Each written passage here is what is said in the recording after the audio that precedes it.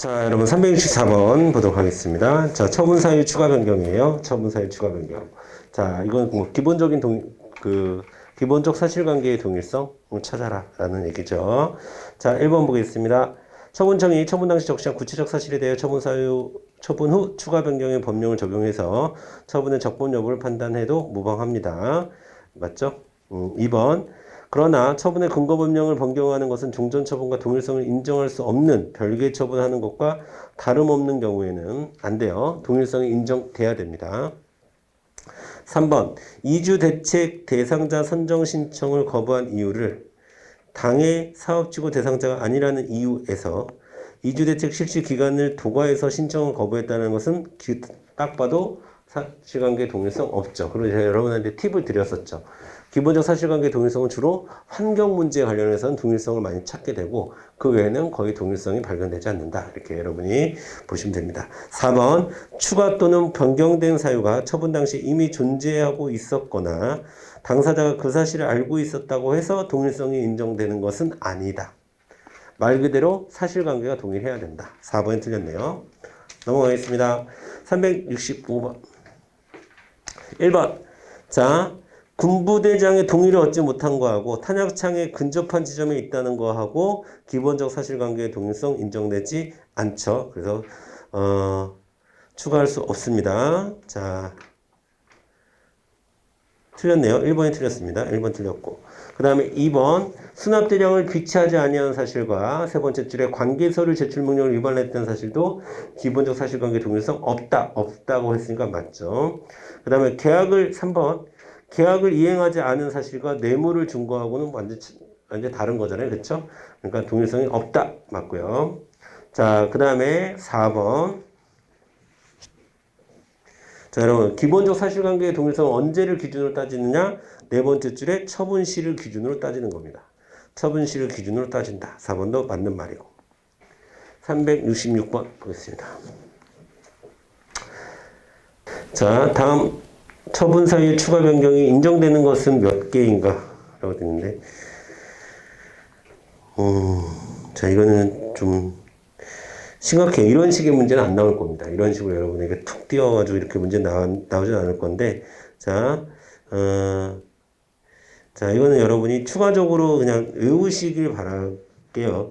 외우시길 바랄 텐데, 일단 가나다라 사예요. 가나다라 사인데, 인정되는 것이, 자, 그래서 여러분, 허가 기준이 곧 이격거리를 기준을 얘기하는 거였거든요. 그래서 이건 기준 입에 동그라미 치시고,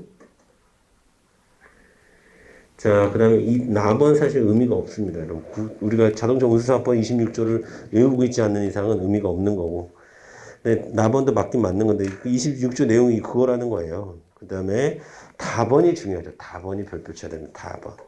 자, 여러분, 이거 환경과 관련된 거죠. 환경과 관련된 거고, 자, 미개발지 합리적 이용대책 수립에 허가를 유보했던 거는 환경 때문에 그랬던 거예요. 그래서 이거는 사실관계의 동일성이 인정된다라고 하는 측면이 강조되고 있는 거고요. 그 다음에 이거는 아까도 봤듯이 기본적 사실관계에 인정되지 않습니다. 자, 그 다음에 사도 별표 치자, 사. 자, 귀화 신청을 했으나 품행 미단정을 불허 사유로 신청을 받아들이지 않은 처분을 했는데, 자, 두 번째, 그 품행 미단정의 내용으로 쭉 내려가 보니까 자동차 관리법 위반으로 기소유예를 받은 전력 등을 주장했다가 불법 체류한 전력이 있다는 것을 추가했어요. 이거 다시. 여러분, 그러니까 자동차 관리법 위반으로 기소유예를 받은 것, 두 번째, 불법 체류 전력이 있는 것, 둘 다 품행 미단정이라고 볼 수 있나요? 볼 수 있다는 거야. 그래서 기본적 사실관계의 동일성이 인정되는 겁니다. 그래서 여러분은 특히나 다라사.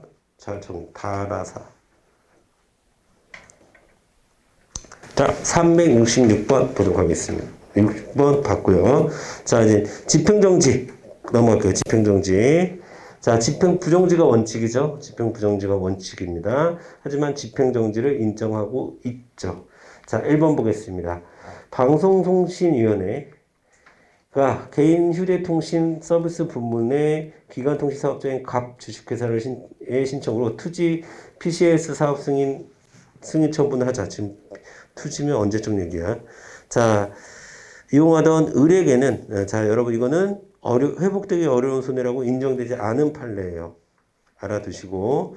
근데 그 중요한 판례는 아닙니다. 그냥 알아두세요. 자, 그 다음에 2번.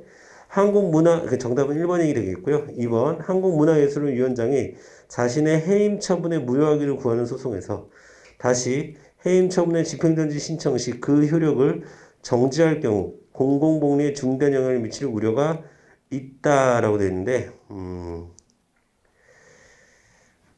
자, 이거는 사실 두 가지 다인데, 공공복리에 중대한 영향을 미칠 수도 있고, 회복하기 어려운 손해로 보았다?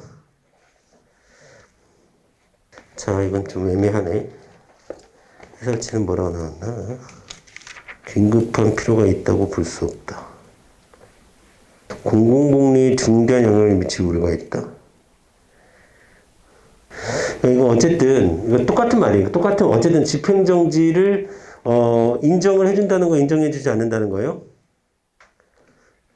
인정 안 해준다는 거지. 집행정지 인정 안 해주는 거야. 인정 안 해주는 건데 인정 안 해주는 방법으로 지금 우리 해설지에는 회복하기 어려운 손해라고 볼 수 없다. 뭐 이런 식으로 나왔고, 그 다음에 선지에는 공공복리에 중대한 영향을 미칠 우려가 있다. 이렇게 나왔는데, 그러니까 이건 뭘 얘기하는 거냐면,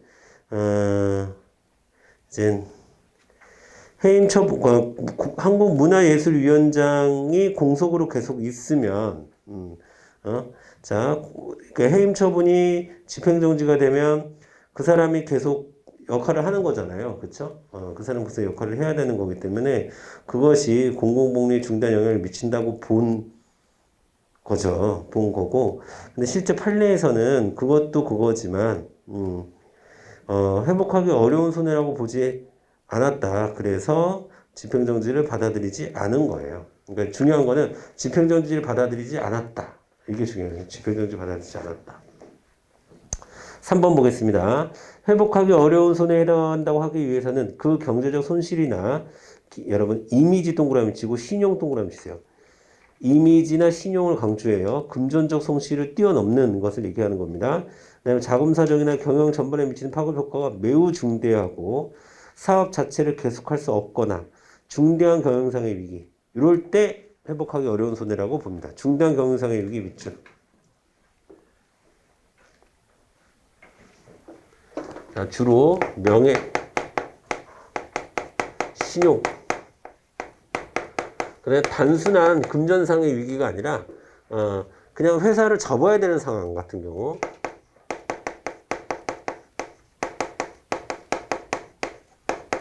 자, 이런 거를 주로 회복하기 어려운 손해라고 인식을 합니다. 판례는.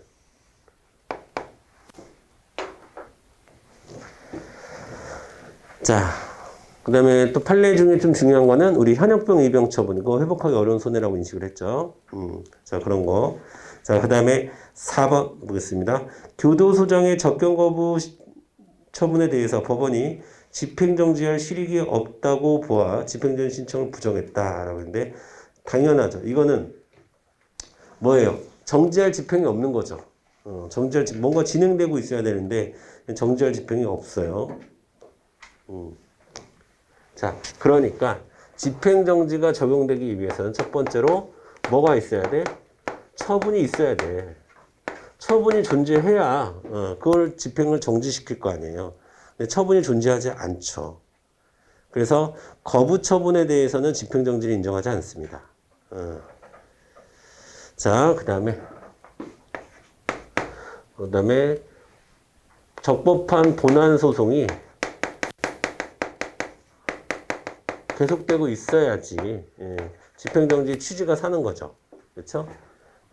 본안소송 결론이 나올 때까지 일단 집행을 정지해 주세요라는 거고, 그 다음에 회복하기 어려운 손해가 있어야 되는 거고.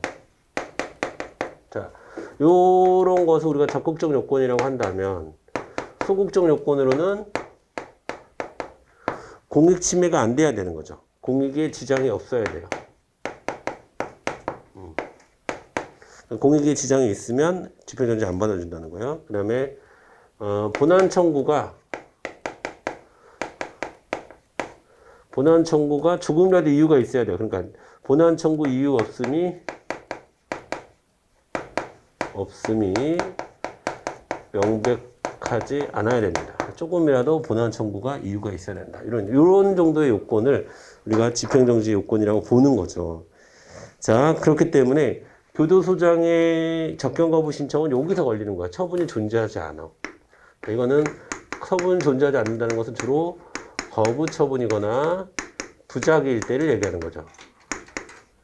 부작위일 때는 집행정지가 적용되지 않는다. 371번 가겠습니다. 371번. 자, 행정소송법상 설명으로 가장 적절하지 않은 거 잘 보세요. 보조금 교부 결정의 일부를 취소한 죄송해요. 저 많이 넘겼죠. 네. 368번 가겠습니다. 368번. 행정소송법 23조에 의한 효력 정지 결정의 효력은 결정주문에서 정한 시기까지 존속하고 그 시기가 도래와 동시에 효력이 당연히 소멸되므로 보조금 교부 결정 일부를 취소한 행정청의 처분에 의하여 자, 법원에 효력 정지하면서 주문에서 그 법원의 계속 중인 본안 소송의 판결 선고 시까지 처분의 효력을 정지한다고 선언할 경우 본안 소송의 판결 선고에 의하여 정지 결정의 효력은 자, 그만 읽어야 돼요, 여러분. 본안 소송의 판결이 났어. 본안 소송의 판결이 났다는 것은 본안 소송이 계속됐다는 거야, 끝났다는 거야? 끝났다는 거죠. 그러면 끝났다는 것은 집행정지의 효력은 소멸했다라는 거죠. 집행정지의 효력은 본안 소송이 계속 중일 때만 있을 수 있는 건데 지금 여기서 본안 소송의 판결 선고가 있으면 효력은 소멸합니다. 자, 1번이 틀렸네요. 그 다음에 2번 보겠습니다. 2번 별표 치시고 본안 소송에서 처분의 취소 가능성이 없음에도 불구하고 처분의 효력정지를 인정한다는 것은 제도의 취지에 반하므로 효력정지 사건의 자체에 의하여도 신청인의 본안 청구 이유 없음이 명백할 때에는 효력정지를 명할 수 없다. 요거 얘기하는 거죠. 요거 얘기하는 거죠. 자, 그 다음에 3번도 별표. 과세 처분에 의해 부과받은 손해는 취소 판결을 통해서 사후에 구제될 수 있는 것이므로 이에 포함되지 않는다라고 되는데, 자, 여러분, 과세 처분에 쉽게 얘기해서 과세 처분에 부과받은 손해는 무슨 손해예요, 사실은? 쉽게 얘기해서 금전상 손해지. 금전상 손해는 회복할 수 없을까? 회복할 수 있어야 다. 돌려주면 될 거 아니야? 그렇죠? 돌려주면 될 거 아니야? 회복할 수 있다라고 보는 거예요. 때문에 자, 여기 회복할 수 없는 손해에 속하지 않는다라는 거예요. 여기에 뭐는 속하지 않는다고? 과세 처분에 의한 손해는 않는다. 주로 요런 거. 주로 요런 게 걸리는 거지, 요런 게. 자, 그 다음에 4번. 행정소송법 23조 공공문에 영향을 미칠 우려가 없을 것이라는 집행정지 소극적 요건에 대한 주장. 자, 그렇죠. 자, 이것에 대한 주장 책임에 대한 소명은 누가 해야 될까? 집행정지를 신청하는 원고가 해야 돼. 그쵸. 이거 원고. 회복, 특히 요거. 그쵸? 그 다음에 요거는 누가 하는 겁니까? 요거는 행정청에서 하는 거예요.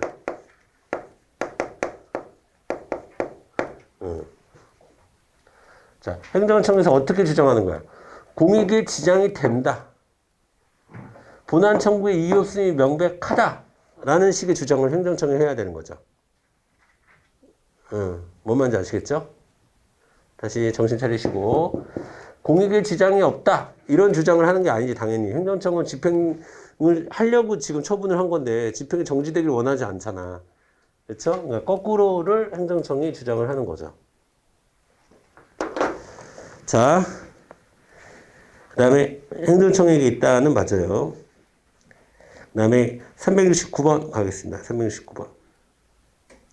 자, 전심 절차를 밟지 아니한 채 증여세 부과 처분 취소 소송을 제기하였지만 소송 계속 중에 이거 아까 했었던 것 같은데, 그렇죠? 사실심 변론 종결 시까지는 전치주의 요건 성립하면 돼요. 그때까지만. 자, 그 다음에 2번 보겠습니다. 맞는 말이고요. 2번 보겠습니다. 자, 보건복지부 고시의 효력이 계속 유지됨으로써 자, 여기서 중요한 말. 자, 자, 경제적 손실, 기업 이미지 신용의 훼손은 소정의 집행정지의 요건인 회복하기 어려운 손해에 해당하지 않는다. 그래서 이거는 따로 좀 챙겨주셔야 돼요, 여러분. 일단 물론 거기 뭐 신용도 들어가고 이미지도 들어가고 해서 회복하기 어렵겠구나라고 보지만 이거는 여러분 향정신병 치료제를 좀 잘못 쓰는 거잖아요.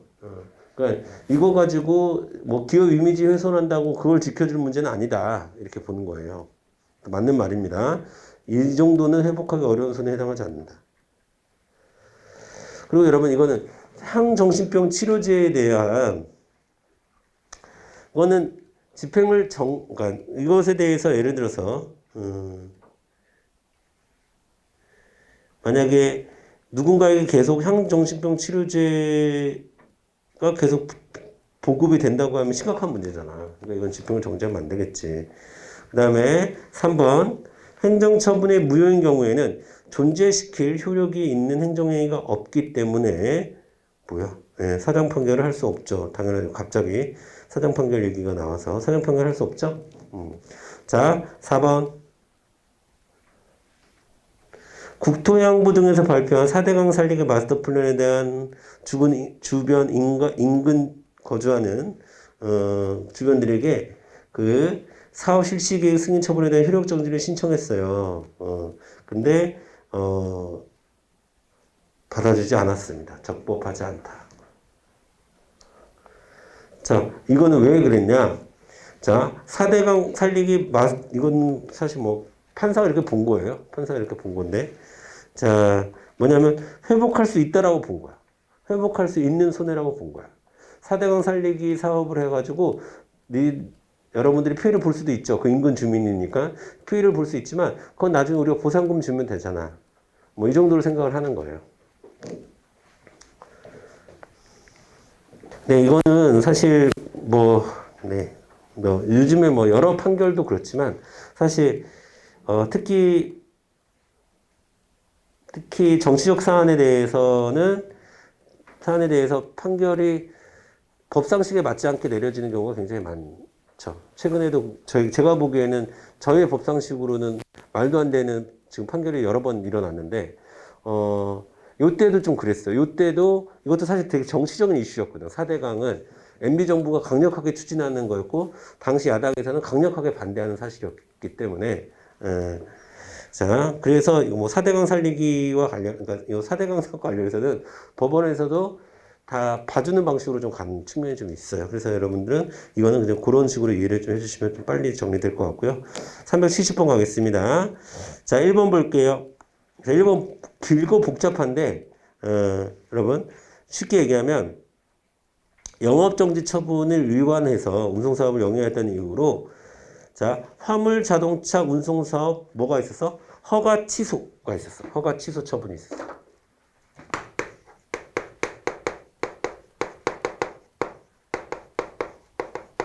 근데 얘가 쭉 읽다 보니까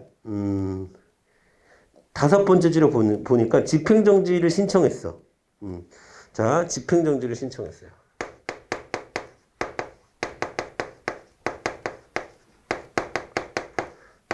했고 집행정지가 됐어. 그렇죠? 집행정지 결정을 받았어요. 그런데 본안 소송에서 자, 그러니까 지금 소송은 허가 취소 처분 취소 소송이에요. 자, 허가 취소 처분을 취소해달라라는 소송이었는데, 자, 집행이 정지가 됐어. 그런데 본안 소송에서 패소 판결을 받았어요. 본안 소송에서 패소 판결을 받았다는 것은, 자, 허가가 취소됐다는 얘기예요. 허가 취소 처분에 판결이 확정됐어요. 그 얘기는 자 패소, 그러니까 취소 소송이 패소됐다는 건 뭐 기각됐거나 각하됐거나 기각됐겠죠. 근데 그러면 다시 얘기하면 순서대로 얘기하면 허가 취소 처분이 취소 소송이 됐어. 여기 잠깐 멈췄어. 그러다가 다시 허가 취소는 계속 집행력이 살아난 거죠. 그렇죠? 자, 본안 소송에 의해서 살아난 겁니다. 자, 그래서 그 사유로 말소 등록 처분을 했어요. 자, 허가가 취소되었으니까 복잡해. 허가가 취소되었으니까 허가에 대한 말소 등록을 했어. 지금 판례에서 묻고 있는 건 뭐예요? 중국적으로. 중국적으로. 이 말소 등록이 위법하냐 적법하냐를 얘기하는 거야. 자, 허가 취소를 했어. 근데 얘가 취소 소송을 걸었네. 그 취소 소송 걸면서 집행정지까지 신청했는데 또 정지가 됐어요. 근데 허가 취소 처분에 취소 소송을 졌다는 얘기는 허가 취소 처분이 맞다. 너의 청구는 이유 없다. 이렇게 결론이 나온 거야. 이 상태가 된 거지. 다시. 자, 이 상태가 돼서 말소 등록은 적법하다. 이렇게 가는 거예요.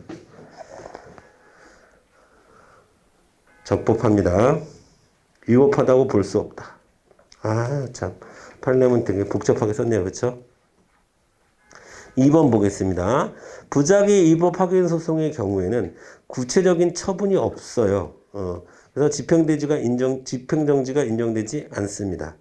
자, 하지만 불합격 처분이나 다 집행정지 인정되지 않는다. 다 집행정지 인정되지 않는다. 자, 그럼 불합격도 마찬가지예요. 교도소 접견금지나 접견하거나 아까 얘기했었죠. 자, 그리고 불합격도 마찬가지예요. 불합격 처분이 집행이 정지되면 합격 상태가 되는 건가? 아니지. 이도 저도 아닌 상태가 되는 거죠. 그러니까 그런 거 인정하지 않아요. 자, 그래서 정답은 2번이 틀렸습니다. 다 집행정지 대상이 되지 않는다. 혹은 집행정지가 인정되지 않는다. 자, 3번 별표 치시고 집행정지의 소극적 요건으로서의 공공복리는 자, 처분의 집행 관련된 자, 여기서 구체적 동그라미, 개별적 동그라미. 요때의 공익은 단순히 그냥 추상적인 의미에서 공익이 아니라 구체적이고 개별적으로 어떤 공익인지가 정확히 나와야 돼. 그리고 그것에 대한 소명과 입증 책임은 당연히 행정청에게 있어요. 구체적으로, 개별적으로 집행이 정지되었을 때 어떤 공공복리, 어떤 공익에 지장을 받는지에 대해서 행정청이 입증을 해줘야 됩니다. 4번, 처분의 취소 가능성이 이거 얘기했었죠. 본안 청구의 이의 없음이 명백하지 않아야 된다. 자, 1번. 자, 1번도 별표치입니다. 1번. 371번은 1번. 잘 보세요, 여러분. 자, 보조금 교부 결정의 일부를 취소한 행정청의 처분에 대해서 효력정지 결정의 효력이 소멸하여 보조금 교부 결정 취소 처분의 효력이 되살아난 경우라도 보조금의 예산, 관리에 대한 법률에 따라서 취소 처분에 의하여 취소된 부분의 보조사업에 대하여 효력정지 기간 동안 교부된 보조금의 반환을 명할 수 없다. 이렇게 돼 있어요. 자, 여러분 보세요. 자,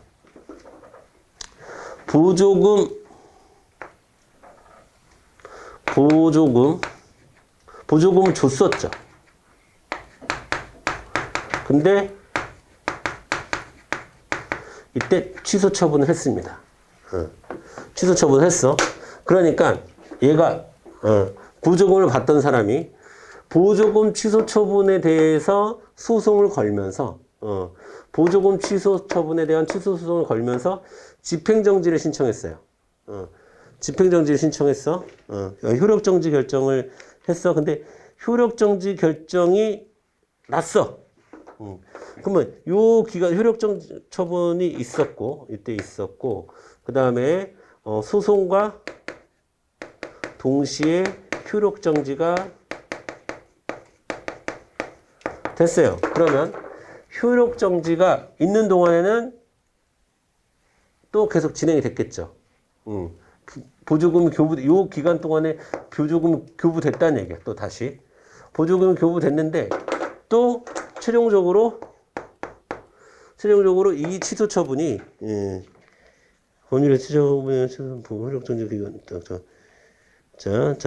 첫 번째 보니까 효력정지가, 일부를 취소한 조지 효력이 소멸했어. 이거 소멸했다는 얘기는 여기서 다시, 이 취소, 소송에서 진 거야. 그 얘기는 다시 이 보조금 취소의 효력이 살아났다는 거죠. 그 다음부터는 안 줬겠지. 그쵸? 안 줬겠죠? 자, 그러면은 자, 보세요. 파란색 어디 갔지? 그러면, 자, 요때 취소가 된 거죠. 요때 취소 처분이 다시 살아난 거죠. 이 취소 처분이 요때 다시 살아났잖아요. 요때 진행되다가 효력 정지로 인해서 진행되다가 요때 다시 살아났잖아요. 그럼 요 판결은 소급표는 기본적으로 여기로 소급이 됩니까 안 됩니까? 기본적으로 소급이 되죠, 당연히. 자, 보세요, 여러분. 취소는 기본적으로 소급이 되는 거야, 지금. 자, 취소 처분에 의하여 취소된 부분에 보조 사업에 대하여, 자, 취소 처분에 의하여 취소됐어요. 그러면은, 자, 효력정지 기간 동안 교부되었던 보조금에 반하는 명할 수 있다가 돼. 혹은 명해야 한다. 왜냐하면, 이때 이미 취소가 처분이 된 거잖아. 이때 이제 멈췄는데, 요때 효력정지 때문에 어쩔 수 없이 보조금이 부과되는 기간이 생겼던 거야. 그러면 요때 생긴 거는, 자, 행정청의 입장은 변하지 않았어요. 근데 법원의 판단으로 인해서 여기가 효력정지가 돼 있었어. 효력정지가 됐기 때문에 보조금은 교부가 됐던 거지. 근데 또 법원에서 최종적으로, 취소 처분이 맞다. 라는 결론을 내렸어? 그럼 이 효력정지 중단되잖아. 그러면 다시 소급해서, 적용이 되는 겁니다. 자, 그래서 명해야 한다로 바꿔주시면 돼요. 1번이 틀렸습니다. 2번, 집행적 정지 결정을 한 후에라도 행정청의 본안 소송이 취하되어 소송이 계속되지 아니한 것으로 되면 집행정지 결정은 당연히 효력이 소멸되죠. 본안 소송이 계속돼야 될 필요가 있습니다. 3번, 자, 긴급할 필요가 있다. 이거 긴급할 필요가 있다라고 바꾸나 정도로밖에 설명이 안 될 것 같아요. 자, 그 다음에 4번. 집행정지의 요건으로 규정하고 있는 공공복리에 중대한 영향을 미칠 우려가 없을 것이라고 할 때, 공공복리는, 자, 구체적이고 개별적인, 구체적 동그라미, 개별적 동그라미. 자, 네, 이건 좀 특이한 문제네요. 372페이지 2번은 사실심 변론 종결 시까지를 기준으로 하는 것이 아닌 것은 되어 있습니다. 자, 나머지는 여러분 사실 변론 종결 시까지 권한을 갖습니다. 할 수 있다는 얘기야. 자, 가부터 라까지는. 근데 뭐는 안 돼. 집행 부정지 원칙에서 집행정지 결정은 사실심 변론 종결시를 기준으로 하는 게 아니라 본안 소송이 끝났을 때. 본안 소송이 끝났을 때는 정확히 얘기하면 판결 확정 시. 사실심 변론 종결 시가 아니라 판결 확정 시가 기준이 되는 거죠. 그래서 마지막에 있는 말은 틀렸습니다. 그래서 틀린 것은 한 개로 해주시면 되겠고, 373번, 1번. 여러분, 취소소송에서는 변론주의가 배제된다는 것은 말도 안 되는 소리예요. 변론주의를 원칙으로 하고, 그 다음에 직권 탐지주의를 여러분 가미한다. 이 정도로 해야 되는 거지. 변론주의가 원칙입니다. 당사자주의, 변론주의 이런 거 다 똑같은 말이죠. 원칙으로 합니다. 자, 그 다음 2번. 재량권의 한계를 남용 일탈했다라는 입증 책임은 처분청이 저는 남용 일탈하지 않았어요 라고 주장하면 하는 게 아니라 원고가 제가 일탈 남용했어요. 쟤네가 일탈 남용했어요 라고 주장해야 되는 겁니다. 그래서 처분청이 하는 것이 아니라 원고가 하는 거예요. 원고가. 일탈 남용했다고. 당연히 처분청에서는 일탈 남용 아니라고 생각하니까 처분했겠지. 그렇지 않겠어요? 3번 보겠습니다. 취소 소송에서는 법원이 필요하다고 인정될 때에는 당사자의 신청이 없더라도 자, 행정청을 소송에 참가시킬 수 있습니다. 직권으로도 가능. 정답 3번. 취소 판결이 확정되면 확정력이라는 게 생겨요. 생겨서 별도의 취소 처분을 하지 않아도 그 처분은 취소되는 겁니다. 374번. 자, 373번 정답은 3번이고요. 자, 374번 보겠습니다. 제3자가 소송 참가 시에 자, 공동보조적 보조 참가인의 지위를 갖고 자, 중요한 말 소송상 저촉되는 행위도 할 수 있다. 가능해요. 그래서 소송상 저촉되는 행위라고 하는 것은 자, 당사자와 다른 행동을 얘기하는 거예요. 당사자와 다른 행동. 당사자의 입장과 다른 행동을 얼마든지 할 수 있어요. 제3자에도. 2번 보겠습니다.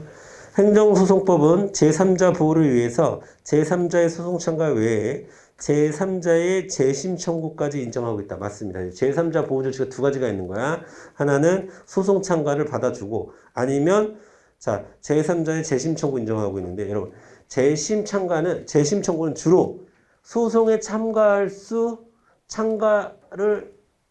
알았으면 참가했을 텐데 몰라서 참가 못한 사람들 있지. 그런 사람들이 나중에 재심 청구하는 거예요. 뭔 말인지 아시겠죠? 자, 그러니까 둘 다 인정하고 있다. 3번 제3자 소송 참가에 관한 규정은 무효, 부작위, 당사자 어디에도 준용됩니다. 취소소송 물론이고 취소소송의 그러한 규정이 다 준용되는 겁니다. 4번 제3자는 판결의 형성력에 의해서 권리 또는 이익을 침해받는 자뿐만이 아니라 판결의 기속력에 의해서 권리 또는 이익을 침해받는 경우도 포함됩니다. 형성력, 기속력 모두 포함된다. 375번 보겠습니다. 자, 이건 뭐예요? 자, 1번 보겠습니다. 제3자의 소송 참가와 관련해서 제3자가 소송 청구할 수 있냐라고 했는데, 자, 학생이 뭐라고 했냐면, 소송 청구할 수 있죠. 할 수 있습니다. 자, 이 경우 당사자의 신청이나 법원의 직권 맞아요. 그 다음에 2번 보겠습니다. 경원자 관계에 있는 경우, 자, 판결의 구속력에 의하여 갑에 의한 사업허가는 취소됩니다. 이 경우 갑도 소송 참가 자격이 여러분 무슨 말인지 알겠죠? 갑과 을이 있는데 을에 대해서 거부 처분 취소 소송을 제기했으면 을이 권리를 갖게 되면 갑도 권리를 잃게 되는 거죠. 그런 관계를 우리가 경원 관계라고 하잖아. 그래서 당연히 경원 관계에 있는 사람 제3자가 될 수 있고 소송 참가할 수 있습니다. 자, 그 다음에 3번 보겠습니다. 어떤 지위를 가지냐라고 물어봤어요. 그랬더니 학생이 제3자는 단순히 원고의 승소를 돕는 보조인 아닙니다. 원고의 승소를 돕는 보조인이 아니라 자기의 이익을 위해서 움직이는 공동소송적 보조 참가인으로 봐야 돼. 공동소송적 참가인, 뭐 보조 참가인이라고 명하기도 하는데 공동소송적이라는 표현을 써야 돼. 공동소송적. 그 얘기는 제3자는 자기의 이익을 위해서 움직이는 거예요. 원고의 승소를 돕는 사람이 아니라. 자, 그 다음에 네, 항변할 수 있나요? 항변할 수 있다. 자, 그래서 공동소송인은 피참가인은 원고와는 독립된 지위를 가지므로 피참가인의 소송 행위와 저촉되는 행위를 할 수 있습니다. 예컨대 원고가 항소를 포기하더라도 항소를 제기할 수 있고요. 심리 절차에 대해서 피고에게 유리한 증언을 하더라도 참가인인 제3자에게는 원칙적으로 영향을 줄 수 없는 것 등을 들 수 있습니다. 그게 제가 374번에 1번 얘기를 한 거예요. 소송선 저촉되는 행위가 요걸 얘기하는 거. 375번에 4번에 얘기를 하는 겁니다, 여러분. 되셨죠? 자, 오늘 진도를 좀 많이 나왔어야 되는데 오늘 여기까지밖에 못할 것 같고요. 다음 주에 376번부터 자, 해서 빨리 소송 마무리 짓고 다시 손해배상 앞쪽으로 다시 가도록 하겠습니다. 여러분 오늘 수고하셨습니다. 여기서 마칠게요. 수고하셨습니다.